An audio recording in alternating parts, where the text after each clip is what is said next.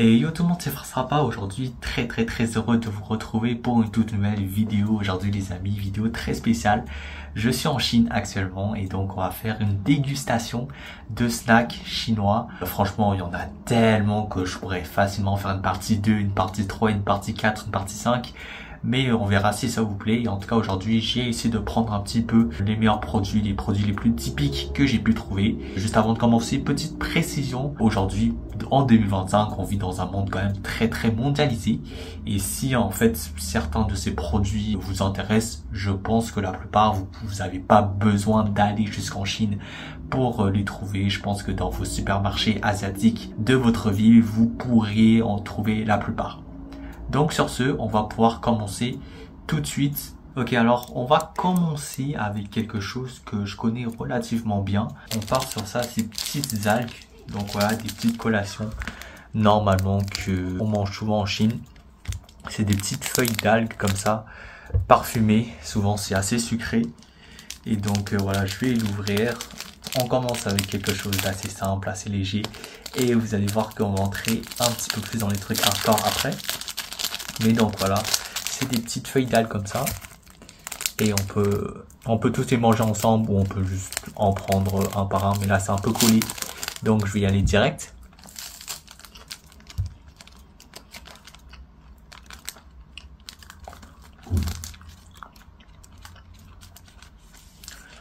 Et je dirais que c'est un petit peu le bon goût d'habitude que je connais quand même bien. Donc ça part sur un petit 6 sur 10. C'est pas exceptionnel. Mais franchement, c'est la petite collation comme ça qui passe très bien. Toujours dans les trucs un petit peu plus light, on va poursuivre avec maintenant une première boisson. Donc ça, le Xiaoming Tongzhi. Apparemment, c'est un truc que les gens kiffent bien ici. Je pense que c'est une boisson au thé et aux fruits plutôt classique. Je pense qu'on n'est pas sur un truc extrême. Mais j'ai jamais goûté ça pour le coup. Autant il y a des produits ici que j'ai déjà mangé, que j'ai l'habitude de manger, autant il y en a que j'ai jamais testé aussi. Donc on part sur cette découverte là. Allez. Et d'ailleurs bon, il y a plusieurs goûts disponibles. Aujourd'hui j'ai pris le goût pomme. Donc voilà, on va goûter ça.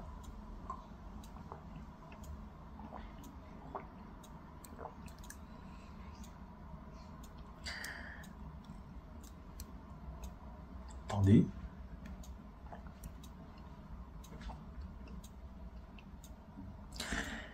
Là, attendez.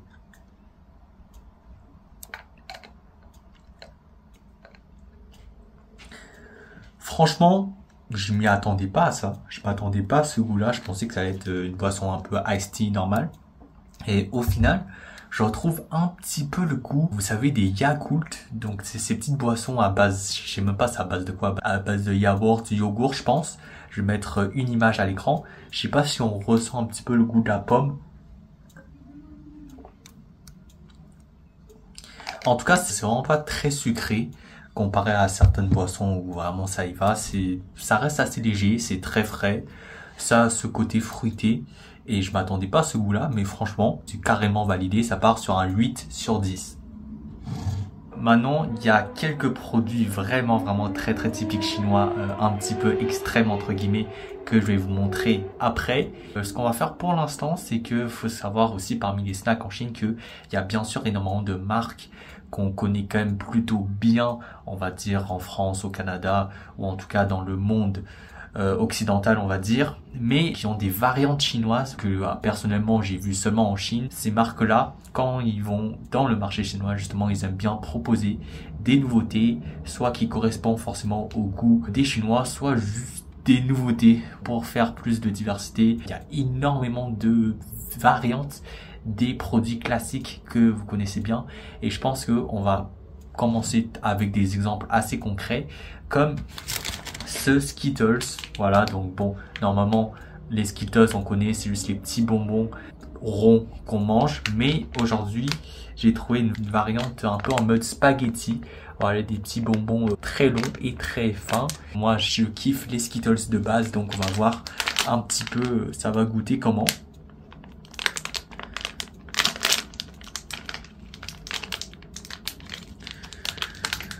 Donc voilà.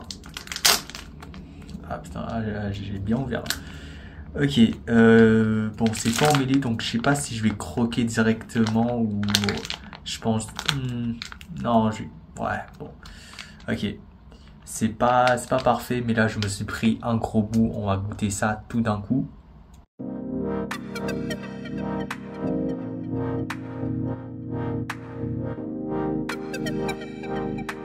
On est sur une petite déception de ce côté. On n'est pas du tout sur les Skittles normales où ça a quand même bien le goût fruité. On reconnaît bien les fruits. Bon, forcément, j'ai un peu tout mélangé. Mais vraiment, il n'y a pas de goût fruité en particulier. Tu ressens bien le colorant alimentaire dans ta bouche. Et ouais, ça goûte pas grand chose. C'est sucré, c'est acide, mais c'est pas un sucre qui va te faire plaisir, quoi, j'ai envie de dire. Donc non, petite déception. On est à des années-lumière des vrais Skittles. Et ouais, c'est ça, je me demandais aussi si ça allait avoir le goût des Skittles de base. C'est pas du tout le cas. Ça part sur un 3 sur 10.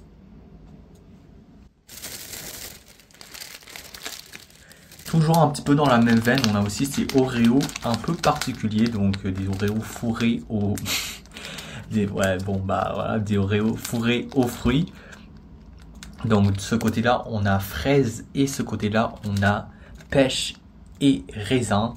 Les deux, je les ai déjà goûtés. Personnellement, j'aime beaucoup parce que je suis pas fan de la crème blanche dans les Oreos de base. Donc, ces versions fruitées-là, je les adore. Mais, bien sûr, je vais les déguster avec vous en vidéo. On commence avec le pêche. Bon, il est un peu cassé. Voilà, on commence avec le pêche et raisin. Vous pouvez voir, c'est bien séparé en deux. Et on y va.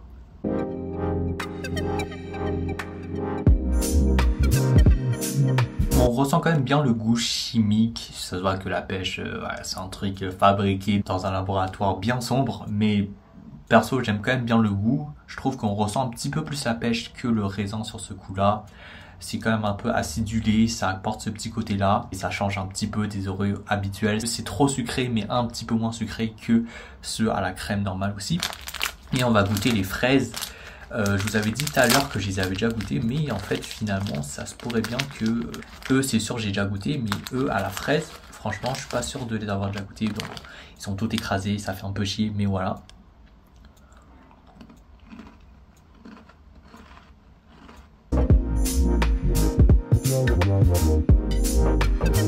Je suis un peu moins fan, on ressent moins le côté fruit, on ressent moins le côté acidulé, on ressent même pas tant la fraise que ça, enfin c'est vraiment chimique pour le coup.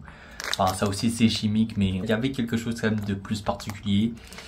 Là on est juste sur un biscuit fourré aux fraises tout simplement. Donc ça part sur un 5 sur 10, tandis que ça franchement, et ça vraiment vous pouvez en trouver vraiment dans les supermarchés asiatiques. C'est pas un problème, donc franchement ça je vous invite à goûter. Moi franchement quand même j'ai bien aimé, ça part sur un 7 sur 10. Dans la lignée encore des produits occidentaux américains adaptés à la Chine, on a ce fameux paquet de chips Lay's goût spicy crawfish. Donc voilà, c'est des espèces de petites crevettes, homards épicées. Donc faut savoir que de base, ce plat-là, de base, c'est un gros truc en Chine, c'est quelque chose de très apprécié. Mais cette fois-ci, l'on fait dans une saveur de chips. Donc je me demande vraiment très très fort comment ça va être. Le paquet est vraiment gonflé, normalement faut pas manger quand c'est gonflé comme ça, mais bon, tant pis. Mais pour le coup je suis vraiment curieux et lui non plus je l'ai jamais goûté.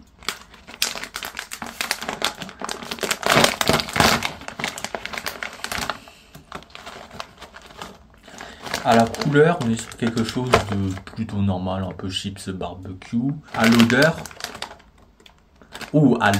à l'odeur par contre on ressent bien ces petits trucs là, je sais même pas comment on dit en français, c'est crawfish en tout cas comme ils disent. Là on se croirait limite vraiment dans un vrai resto de ça. Donc voilà, la chips c'est parti, tout d'un coup.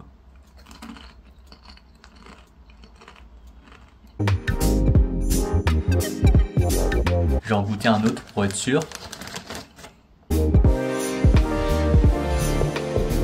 Bah honnêtement les amis, c'est vraiment fort. Je suis vraiment impressionné là. Autant tout ce qu'on a goûté pour l'instant, je suis en mode ok bon, mais ça je suis vraiment impressionné parce que on ressent vraiment le goût de la crevette. Genre ce truc là, vraiment, j'en ai quand même beaucoup mangé en vrai, donc je sais vraiment à quoi ça goûte.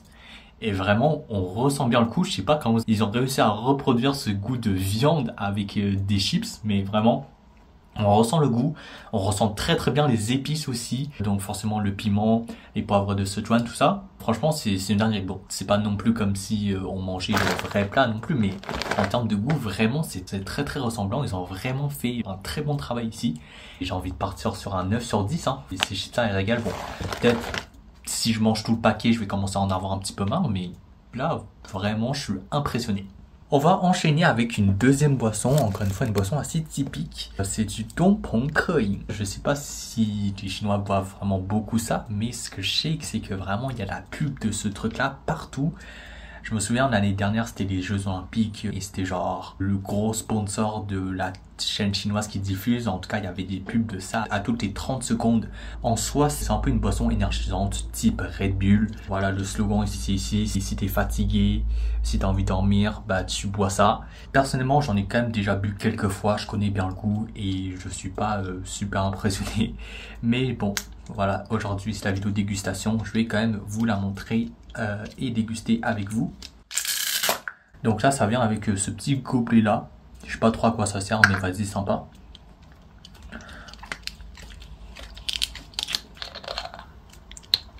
On va se le verser.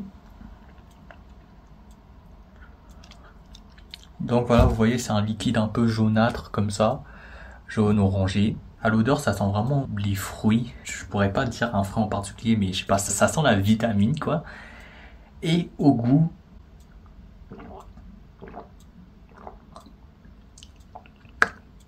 c'est un petit peu pareil. On a ce goût fruité, je sais pas comment le décrire autrement. C'est quand même sucré, bon, moins sucré qu'un coca, mais c'est sucré quand même. Le goût, il est quand même bon, sans être vraiment exceptionnel. Je pense que si c'était juste pour le goût, j'irais clairement avec d'autres trucs, comme par exemple celui-là, déjà que je trouve bien meilleur. Mais le pire, c'est qu'en termes de fonction, en termes est-ce que ça te redonne vraiment de l'énergie, personnellement, absolument pas. Mais c'est peut-être juste parce que je suis pas vraiment sensible à la caféine. Même quand je bois du café normal, j'ai l'impression que ça me fait aucun effet.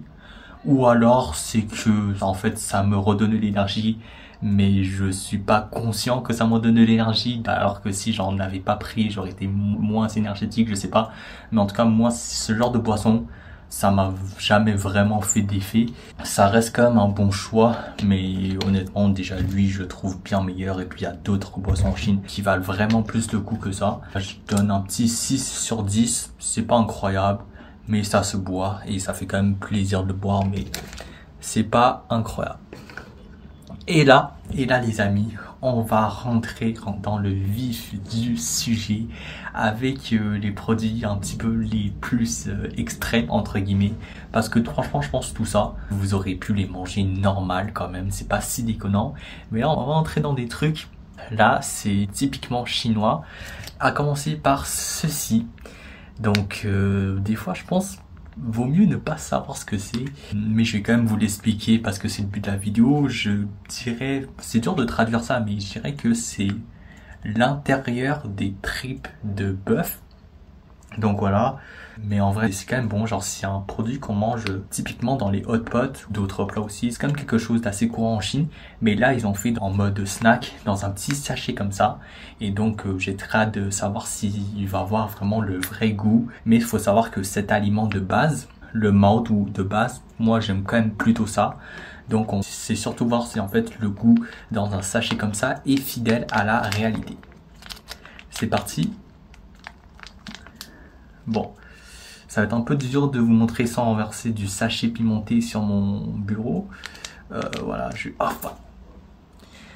Bon bah voilà, il y en a déjà qui est tombé. Mais je vous montre ceci. Et franchement, je vous promets, dans un sachet comme ça, c'est beaucoup moins dégueu qu'en vrai. Est-ce que le goût va être aussi bon ?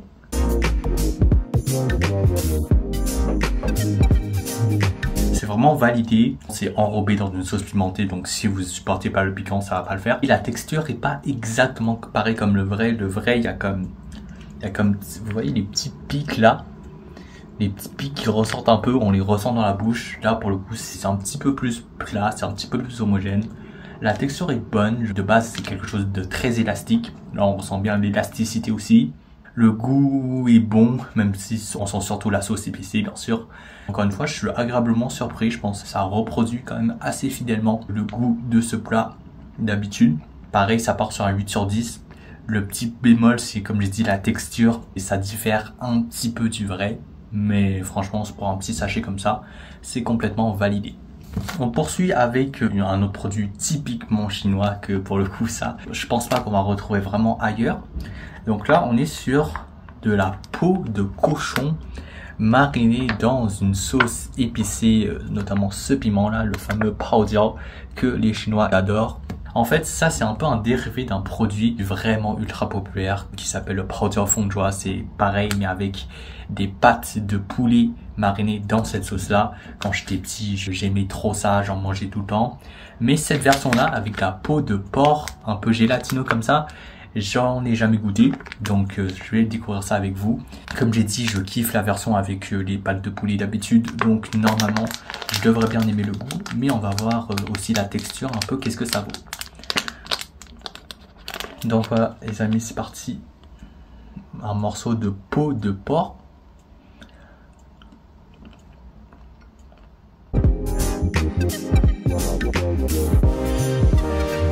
C'est vraiment archi validé. Et encore une fois, je m'attendais pas à ça. Et franchement, je vous jure, quand j'ai croqué, c'est pour ça que j'ai checké, je me suis dit, est-ce que je me suis trompé? Parce que ça a vraiment le même goût que les griffes de poulet.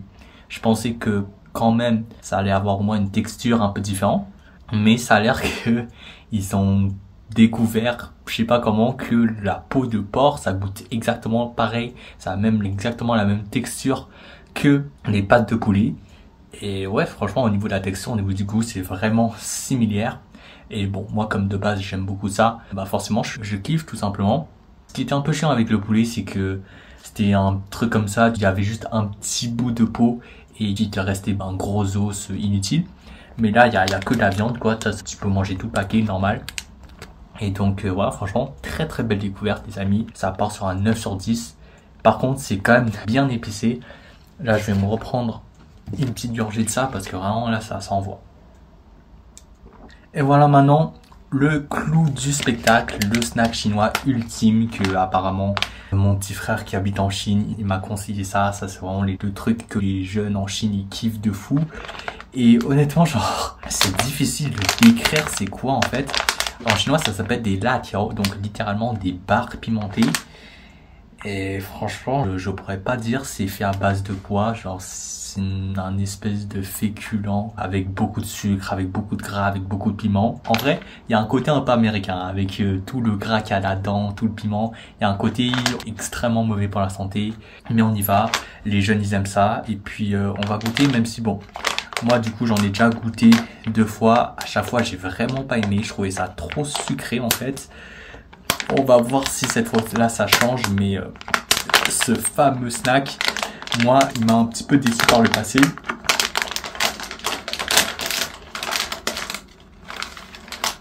On va voir si aujourd'hui c'est différent. En fait, je pensais que ça allait sortir directement, mais il y a d'autres paquets en dessous. Donc voilà. Et puis bon, aujourd'hui j'ai pris la version ronde. Il existe aussi des versions un peu rectangulaires. Donc bon, je pense que ça doit être plus ou moins la même chose. Et on va se goûter ça.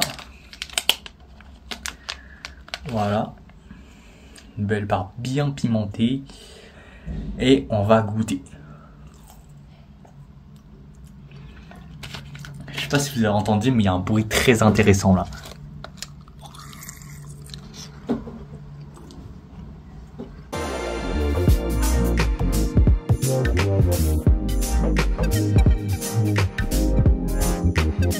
Et bah franchement, pour le coup, j'aime beaucoup. Bon, c'est très très pimenté encore, mais j'aime beaucoup. Vous avez vu, c'est très très juteux. Dans mes souvenirs, c'était pas aussi juteux que ça. C'est mariné. Oh putain.